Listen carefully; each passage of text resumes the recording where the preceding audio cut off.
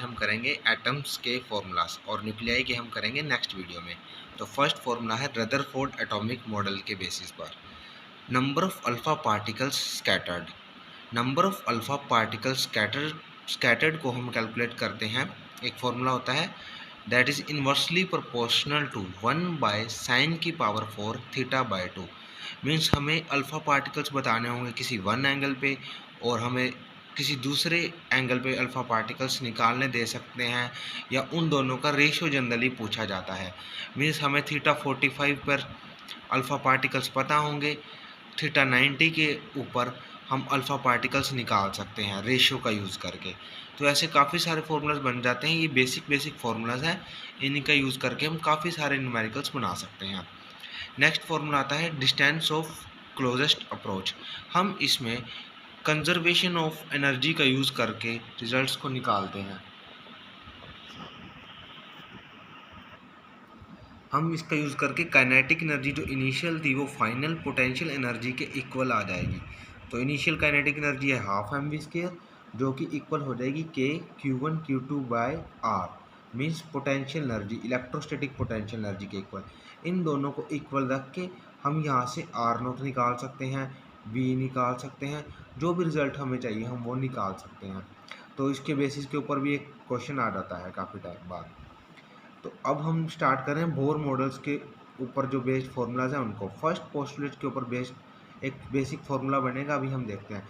जब electrons nucleus के around घूमते हैं तो उनके ऊपर दो फोर्सेस लगती हैं। एक तो होती है इलेक्ट्रोस्टैटिक फोर्स, उस इलेक्ट्रोस्टैटिक फोर्स को बैलेंस करती है सेंट्रीपिटल फोर्स, और कई बार हम इसे सेंट्रीफ्यूगल फोर्स भी कह सकते हैं। सेंट्रीपिटल का फॉर्मूला होता है mv²/r, जो कि इलेक्ट्रोस्टैटिक के इक्वल हो जाएगी। इलेक्ट्रोस्टैटिक फोर्स क्या है, kZe²/r²। हमने न्यूटन्स लॉ ऑफ मोशन में पढ़ा होगा, न्यूटन्स लॉ में पढ़ा है कि k q1 q2/r² होता है।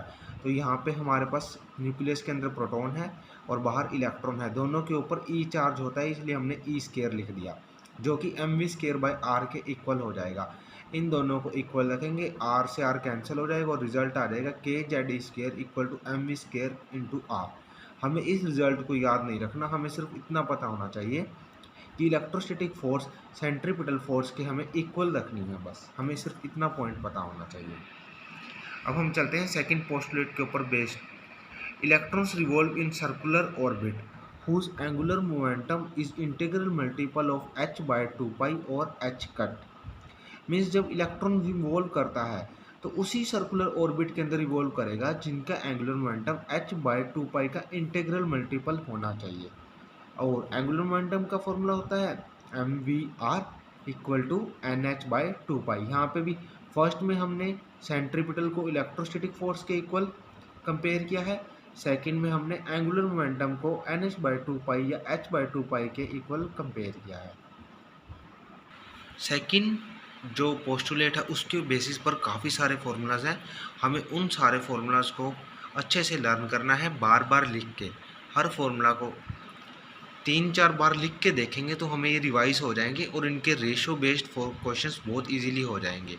तो अभी हम देखते हैं रेडियस ऑफ NH ऑर्बिट निकालना आता है, तो उसका फॉर्मूला है 0.53 एंगस्ट्रॉम इंटू n²/z। हमें इन वैल्यूज़ को यानी इन नंबर्स को n²/z इनको बहुत अच्छे से ध्यान रखना है, क्योंकि इन्हीं के बेसिस पे हमारे रेशियोज निकलेंगे। n क्या यहाँ पे ऑर्बिट का नंबर है और z है एटॉमिक नंबर। और काफ़ी बार मुश्किल पेपर बनाने के लिए, मींस क्रैमिंग टाइप का पेपर बनाने के लिए रट्टे वाला, तो वो इन चीज़ों को भी पूछ लिया जाता है। ε0 h² ब्रैकेट n²/z। हमें जनरली तो n²/z का ही यूज़ करना होगा, बट हम इस वैल्यू को भी एक दो बार माइंड में रख सकते हैं ताकि हमारा क्वेश्चन अगर क्रैमिंग वाला आए तो हम अच्छे से कर पाएँ। इस सारे को सॉल्व करने पर वैल्यू आती है 0.53 एंगस्ट्रॉम। अभी हम स्पीड का फॉर्मूला देखेंगे वेलोसिटी का, जो होता है E²/2ε0 h multiplied by z/n। और हम इस सारी वैल्यू को सॉल्व करेंगे तो वैल्यू आएगी 2.16 इंटू 10⁻6 z/n मीटर पर सेकंड में है ये speed.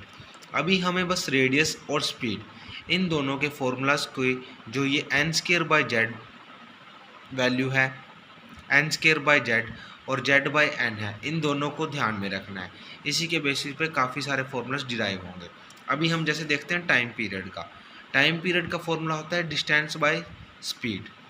Distance means circular path में घूम रहा है इलेक्ट्रॉन, तो यहाँ पे डिस्टेंस क्या होगा 2 पाई आर बाय में V. 2 pi R by V, हमें 2 पाई से कोई रिलेशन नहीं लेना, हमें आर और वी का यूज़ करना है। अभी हमने देखा था आर का रिलेशन होता है एन स्क्वायर बाय जेड और वेलोसिटी का होता है जेड बाय एन। तो इन दोनों को जब पुट करेंगे तो फॉर्मूला आ जाएगा N cube by Z square, N cube by Z square. ऐसे ही जो टाइम पीरियड और फ्रीक्वेंसी एक दूसरे के अपोजिट होते हैं, तो frequency is inversely proportional to time period. जो n cube by Z square formula था वो z square by N cube हो जाएगा। करंट की बात करते हैं। करंट होता है चार्ज अपॉन टाइम। चार्ज से हमें कुछ भी डिराइव नहीं करना, हमें टाइम से करना है। टाइम का हमने ऊपर देखा था n cube by Z square है, n cube by Z square है। तो टाइम यहाँ पे नीचे है, तो हम यहाँ पे पुट करेंगे N cube by Z square, जिसकी वजह से करंट का फॉर्मूला डिपेंडेंस हो जाएगा Z square by N cube पर। जेड यहाँ पे एटॉमिक नंबर है, एन ऑर्बिट का नंबर है। मीन्स फ्रीक्वेंसी और करंट का रेशो निकालें तो उसके जो ये वेरिएबल्स हैं जेड और एन, ये क्या हो जाएंगे, इनका रेशो कैंसिल हो जाएगा और 1 आ जाएगा। हम कौन ये जेड और एन का रेशो देख रहे हैं सिर्फ और सिर्फ। ऐसे ही मैग्नेटिक फील्ड का फॉर्मूला देखते हैं, होता है B is equal to mu not by 4 pi Q V upon R square. Mu not by 4 pi एक कॉन्स्टेंट टर्म है, तो हमारी डिपेंडेंसी आ गई है V अपॉन आर स्क्वायर पे। V का हमें पता है जेड अपॉन एन होता है, आर का हमें पता है एन स्क्वायर बाय जेड होता है। तो ये फॉर्मूला किसके ऊपर डिपेंड करेगा, जेड क्यूब बाय एन की पावर 5। मैग्नेटिक फील्ड मीन्स एक हमें मैग्नेटिक फील्ड को जो निकालना पड़ जाए तो वो डिपेंडेंस हो जाएगी उसकी Z cube by N to the power 5 पर। Magnetic dipole moment is directly proportional to N. Means जैसे जैसे एन का नंबर बढ़ेगा मैग्नेटिक डायपोल मोमेंट इंक्रीज होगा। हम जो इसके कांस्टेंट को हटाते हैं तो ये टर्म्स आती है ई एच अपॉन 4 पाई एम। मीन्स जो डायरेक्टली प्रोपोर्शनल का साइन है उसको हटाते हैं तो ये आता है ई एच बाय 4 पाई एम इंटू एन। ये ई एच बाय 4 पाई एम मिनिमम डायपोल मोमेंट होता है, जो जिसको क्या कहते हैं, बोर मैग्नेटॉन भी कहते हैं। हम इसकी वैल्यू भी लर्न कर सकते हैं। Angular momentum is also directly proportional to N, जैसा कि हम ये रिजल्ट उससे भी निकाल सकते हैं। Second postulate of Bohr means angular momentum is directly integral multiple of N H upon 2 pi means that's depend on N only. अभी हम एनर्जी के रिजल्ट्स देखेंगे। Kinetic energy is equal to half M V square.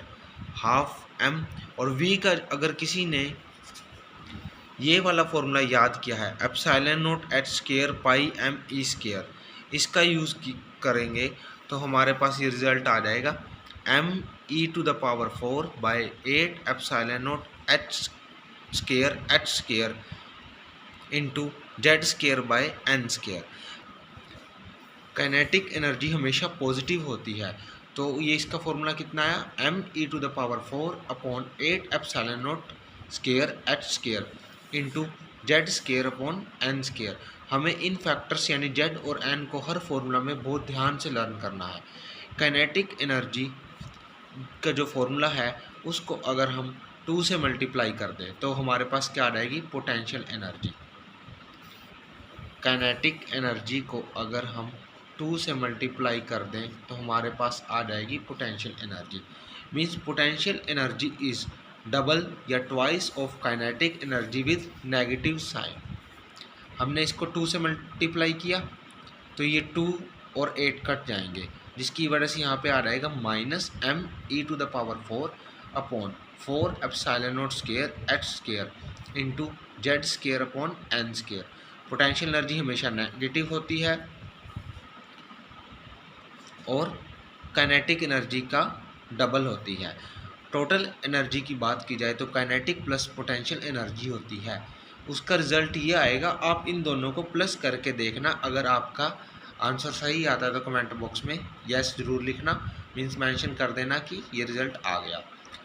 Total energy का magnitude kinetic energy के equal होता है, जो कि पोटेंशियल एनर्जी का हाफ करने से आ जाता है। हम मैग्नीट्यूड का यूज़ इसलिए कर रहे हैं क्योंकि टोटल एनर्जी भी नेगेटिव है, यहाँ पे पोटेंशियल एनर्जी भी नेगेटिव है। अभी हम टोटल एनर्जी का एक और फॉर्मूला देखेंगे, -m⁴ 8 epsilon not square h³ c। हमने यहाँ पे hc से मल्टीप्लाई किया है और hc से डिवाइड किया है।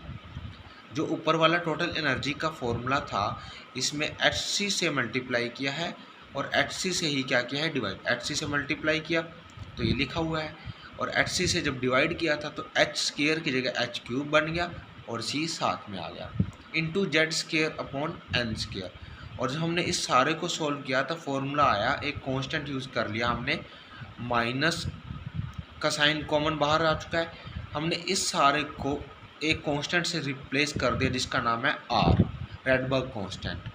hc same z²/n²। rhc को जब सॉल्व किया जाता है तो वैल्यू आती है -13.6 electronvolt, -13.6 electronvolt. z²/n² is same. अभी हमने -13.6 z²/n² फॉर्मूला का यूज़ करके एनर्जी लेवल बनाएंगे किसका, हाइड्रोजन का। मींस हमारे पास फॉर्मूला है -13.6 z²/n²। जब हाइड्रोजन है तो उसका z कितना होगा, 1 होगा, और n की वैल्यू हम चेंज करेंगे, अलग अलग लेवल पे उसकी एनर्जी निकालेंगे। जब हम n को 1 पुट करेंगे तो -13.6 ही आ जाएगा। जब हम n को 2 पुट करेंगे तो 2 का स्क्वायर 4 हो जाएगा, -13.6 को जब 4 से डिवाइड करेंगे तो 3.4 आ जाएगा। हमें ये वैल्यूज़ को लर्न ही कर लेना है, बार बार करेंगे क्वेश्चंस को तो हमें वैल्यूज़ अपने आप वैसे लर्न हो जाएंगी। फर्स्ट एनर्जी लेवल पे एनर्जी होती है -13.6, सेकंड पर होती है -3.4, सेकंड पर, थर्ड पर -1.51, फोर्थ पर 0.85, फिफ्थ पर -0.54, सिक्स्थ पर -0.36 इलेक्ट्रोवोल्ट, और इनफाइनाइट लेवल पर एनर्जी 0 हो जाती है। हमें फर्स्ट 4 को ही याद रख लेना है या बार बार प्रैक्टिस में लाना है ताकि इनके ऊपर बेस जो है वो इजीली हमें याद हो और इजीली हो जाए। एनर्जी फर्स्ट लेवल की है -13.6, सेकंड की 3.4, थर्ड की 1.51, फोर्थ की 0.85। अभी जैसा E1 -13.6 इलेक्ट्रोवोल्ट है, अभी मैंने आपको बताया था कि पोटेंशियल एनर्जी टोटल एनर्जी की डबल होती है, यानी ये 13.6 है तो इसका डबल कितना होगा, 27.2 इलेक्ट्रोवोल्ट। ऐसे ही ये 3.4 है तो इसका डबल सेकंड एनर्जी लेवल पे पोटेंशियल एनर्जी कितनी होगी, -6.8 इलेक्ट्रोवोल्ट। टोटल एनर्जी होगी -3.4 इलेक्ट्रोवोल्ट। काइनेटिक एनर्जी निकालनी हो तो +3.4 इलेक्ट्रोवोल्ट। मीन्स एक एनर्जी दे के हमारे से दूसरी कोई भी एनर्जी पूछी जा सकती है, पोटेंशियल एनर्जी, काइनेटिक एनर्जी, उनका रेशो, मीन्स पॉजिटिव आएगा, नेगेटिव आएगा, ऐसा ये सब हमारे से बेसिक क्वेश्चंस बहुत बार पूछे जाते हैं और हम उनमें कंफ्यूज हो जाते हैं, तो इनको ध्यान से कर लेना। ऐसे ही अब हम करेंगे energy level for helium only, helium positive. इसमें क्या होगा, एनर्जी का फॉर्मूला -13.6, जेड की जगह पर एटॉमिक नंबर 2 हो चुका है क्योंकि हीलियम है, तो जेड का स्क्वायर मीन्स 2 का स्क्वायर 4, और एन की वैल्यू हम बार बार चेंज करेंगे और रिजल्ट्स को निकालेंगे। E1 के लिए -13.6 इंटू 4, एन की वैल्यू 1, क्योंकि हम फर्स्ट एनर्जी लेवल पे एनर्जी निकाल रहे हैं, जो कि -54.4 इलेक्ट्रोवोल्ट आ जाएगी। सेकंड पर -13.6 आ जाएगी, थर्ड पर -6.04 आ जाएगी, फोर्थ एनर्जी लेवल पर -3.4, फिफ्थ पर 2.16, सिक्स्थ पर 1.51 एंड इनफाइनाइट पर 0। हम ऐसा भी कर सकते हैं, अगर हमें हाइड्रोजन की लर्न है वैल्यूज़ और हमें क्विक रिजल्ट चाहिए तो हम उसको डायरेक्ट 4 से मल्टीप्लाई कर सकते हैं। मीन्स जैसा second energy level for hydrogen हमें जनरली लर्न होता है तो -3.4 है, तो हम इसको डायरेक्ट मल्टीप्लाई कर दें 4 से, मीन्स 4 3 जा 12, और अगर कोई ऐसा ऑप्शन हमारे को 12 से रिलेटेड मैच करता हुआ मिल रहा है तो हम उसको डायरेक्ट टिक कर सकते हैं। अब हम थर्ड पोस्टुलेट के ऊपर देखते हैं। Electrons absorb only those photons whose energy is equal to energy difference of two shells. Means दो एनर्जी लेवल्स हैं, उनकी जो एनर्जी डिफरेंस है, ठीक है, उस एनर्जी लेवल के फोटोन को ही एब्जॉर्ब करता है electron. Energy difference between two shells is equal to energy of photon is equal to hc upon lambda absorb is the formula. अब हम देखेंगे number of different wavelength of photons if atomic excitation take place. Means अगर electron excite होता है ground level से या first level से second level पर, takes place up to ns shell, then n-1 different wavelength of photons are absorbed in absorption spectrum। वो generally एक कोई n की वैल्यू दे देते हैं क्वेश्चन में, टिप में, और हमसे पूछ रहा था कितने number of different wavelength photons absorb होंगे एब्जॉर्प्शन स्पेक्ट्रा में। तो हमें डायरेक्ट फॉर्मूला लगाना होता है n-1। ऐसे ही होता है emission spectrum. Means higher level से लोअर लेवल पर इलेक्ट्रॉन्स जाते हैं। Means n to the 7, n level से 7th में जा सकता है, 6th में, 5th में, किसी में भी। तो total number of different wavelengths of photon in emission spectrum का फॉर्मूला होता है n into n-1/2। Absorption spectrum का है n-1, एब्जॉर्प्शन स्पेक्ट्रम का है n-1 एंड एमिशन स्पेक्ट्रम का फॉर्मूला है n इंटू n-1/2। ये मैं पहले ही बता चुका हूँ। Energy of emitted photon is equal to difference of energy shells is equal to hc upon lambda emitted. अब हम नेक्स्ट फॉर्मूला देखते हैं वेव नंबर का। इन्वर्सली प्रोपोर्शनल टू और 1 अपॉन लैम्डा भी कह सकते हैं, is equal to R Z square into 1/n1 square minus 1/n2 square. इस फॉर्मूला के ऊपर बेस्ड काफ़ी सारे न्यूमेरिकल्स आ सकते हैं। λ1 λ2 का रेशो, λ1 λ इन्फिनाइट का रेशो। अभी एक दो फॉर्मूलाज का यूज़ करके मैं बताऊंगा आपको। अभी देखते हैं एटॉमिक रिकॉइल का कंसेप्ट। हमें वेलोसिटी ऑफ रिकॉइल निकालनी पड़ती है, उसका डायरेक्ट फॉर्मूला है h अपॉन m लैम्डा। ठीक है, एक एटम था रेस्ट पर, वो 2 पीसीज में टूट गया। मीन्स उसका जो मास ऑफ एटम रिमेनिंग है वो है कैपिटल M, और जो फोटोन का मास है, जो फोटोन उसमें से रिलीज़ हुआ हम कह सकते हैं, उसका मास है स्मॉल m, या हम डायरेक्ट यूज़ कर रहे हैं उसका मोमेंटम है p। तो मोमेंटम ऑफ फोटोन कैसे निकालेंगे, E अपॉन सी और h अपॉन लैम्डा का फॉर्मूला का यूज़ होगा। अभी हम रेडबर्ग कांस्टेंट की वैल्यूज़ भी देख लेते हैं। 1.09 इंटू 10⁻7 अपॉन मीटर इज और हम इसको डायरेक्ट भी यूज़ कर सकते हैं, मीटर में यूज़ करना तो 10⁻7। मीन्स जनरली ये रेशो में पूछा जाता है तो 10⁻7 का भी यूज़ नहीं होता, बट हम ये 10⁻7 तो हमें याद रखना ही है। 1/r को जब सॉल्व किया जाता है तो वैल्यू आती है 91 नैनोमीटर, और हम 90 नैनोमीटर भी यूज़ कर सकते हैं। अभी हम स्पेक्ट्रल लाइंस को स्टडी करेंगे। डिफरेंट टाइप्स की होती हैं, लाइमन, बाल्मर, पास्चन, बट उसके लिए हम एक बेसिक टर्म जान लेते हैं। फर्स्ट लाइन क्या होती है? फर्स्ट लाइन वो होती है जिसमें एनर्जी मिनिमम होती है और वेवलेंथ मैक्सिमम होती है, और सीरीज लिमिट का मतलब maximum energy and minimum wavelength. First line निकालने के लिए कहेगा तो हमें n1 को तो जो सीरीज़ का नंबर है वो रखना है, और n2 को जस्ट उसके बाद वाला रखना है। मीन्स हम अभी देखेंगे सीरीज़ लिमिट के लिए क्या होगा, जो उस सीरीज़ का नंबर है वो तो n1 हो जाएगा, और n2 के लिए हमें इन्फिनाइट का यूज़ करना होगा। अभी हम इसमें देखते हैं, जैसे हम सीरीज़ देखेंगे Lyman, Balmer, Paschen, Brackett, Pfund, Humphrey. इनके लिए n ये मैंने सीरीज़ में लिखे हैं n1 के रिलेशन में। मीन्स लाइमन का n1 1 होता है, बाल्मर का 2 होता है, पास्चन का 3, ब्रैकेट का 4, फंड का 5, हम्फ्रे 6। अब n2 की बात की जाए वो 2 से लेके इन्फिनिटी तक कुछ भी हो सकता है लाइमन के केस में। बाल्मर के केस में n1 जब 2 है तो n2 उसके बाद वाला होगा, वो इन्फिनाइट तो कोई भी नंबर हो सकता है। ऐसे ही पास्चन के लिए n2 4 होगा, ब्रैकेट के लिए 5 होगा, फंड के लिए 6, हम्फ्रे के लिए 7 से बाद वाला कोई भी नंबर हो सकता है। अभी मैं अगर आपको कहता हूँ लाइमन के लिए फर्स्ट लाइन की वैल्यू कैलकुलेट करो, तो इसका मतलब है n1 तो 1 है और n2 2 हो जाएगा, मीन्स जस्ट रिसेंट वाला उसके।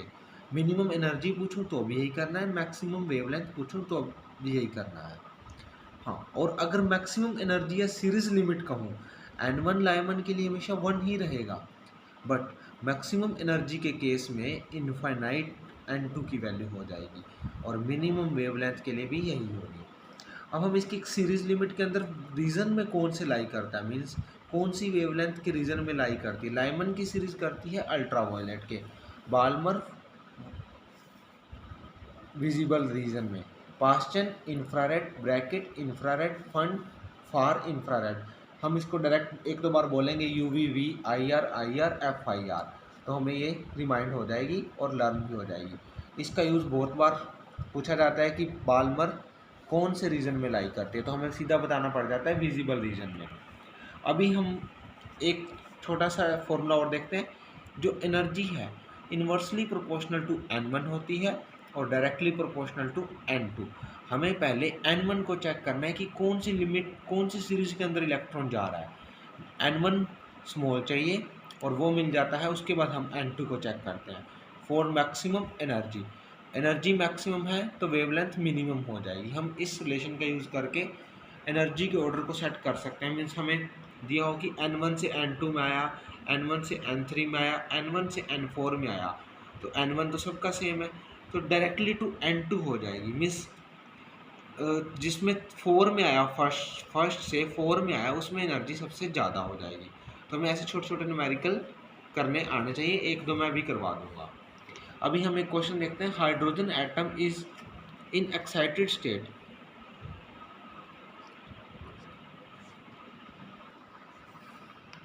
excited state emits 6 different wavelengths photon. Find out transition for which wavelength is maximum. तो हमें क्या बताया है, 6 डिफरेंट वेवलेंथ ऑफ फोटॉन्स, और कौन सा है, एक्साइटेशन है। एक्साइटेशन या एमिशन स्पेक्ट्रम में फॉर्मूला याद करो, नंबर ऑफ डिफरेंट वेवलेंथ का फॉर्मूला होता है n×n-1/2। एब्जॉर्प्शन स्पेक्ट्रम होता तो n-1 हो जाता है। उसने हमें 6 वेवलेंथ्स बता दी हैं, तो n×n-1/2 = 6। 2 नीचे है, उधर जाएगा मल्टीप्लाई हो जाएगा, n² - n, और 12 उधर जाएगा तो इधर आके माइनस का हो जाएगा, n² - n - 12 = 0। अब हमें फैक्टराइजेशन तो आना चाहिए, क्वाड्रेटिक इक्वेशन को सॉल्व करना। n² - 4n + 3n - 12 = 0।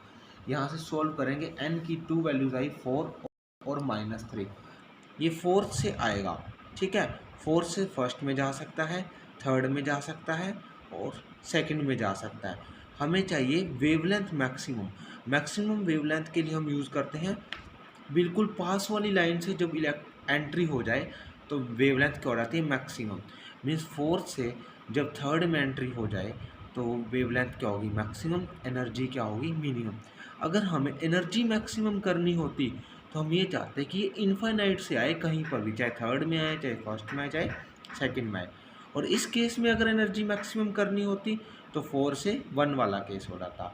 But question क्या पूछ रहा है, मैक्सिमम वेवलेंथ, तो 4 से आएगा और थर्ड के अंदर एंट्री हो जाएगी। मीन्स आंसर क्या हो जाएगा, 4 to 3। अभी हम देखेंगे नेक्स्ट क्वेश्चन। अब हम देखते हैं next question. Wavelength of third line of Lyman, series limit of bracket and series limit of Lyman are λ1, λ2 and λ3। then हमें ये सारे ऑप्शंस दिए हुए हैं, इनको कैलकुलेट करना है। अभी हम मीन्स डायरेक्ट लैम्डा का यूज़ करके हम ऐसा नहीं कह सकते कि λ3 = 2 + 1 और 1/λ। हमें इसके लिए एनर्जी का कंसेप्ट यूज़ करना होगा। Third line of Lyman, Lyman के लिए N1 क्या होता है, N1 होता है 1 और N2 होगा उसका थर्ड लाइन। मीन्स फर्स्ट तो ये थर्ड लाइन, उसका N2 क्या हो जाएगा, 4। मीन्स फोर्थ से जब फर्स्ट में आएगा तो उसका क्या हो जाएगा, लाइमन का थर्ड लाइन। ब्रैकेट के लिए N1 होता है 4 और N2 इनफाइनाइट, क्यों, क्योंकि हमें लेना है सीरीज लिमिट से। ऐसे ही जब हम देखेंगे series limit of Lyman, Lyman के लिए N1 की वैल्यू तो हमें पता है 1, और सीरीज लिमिट के लिए मैंने बताया था इनफाइनाइट।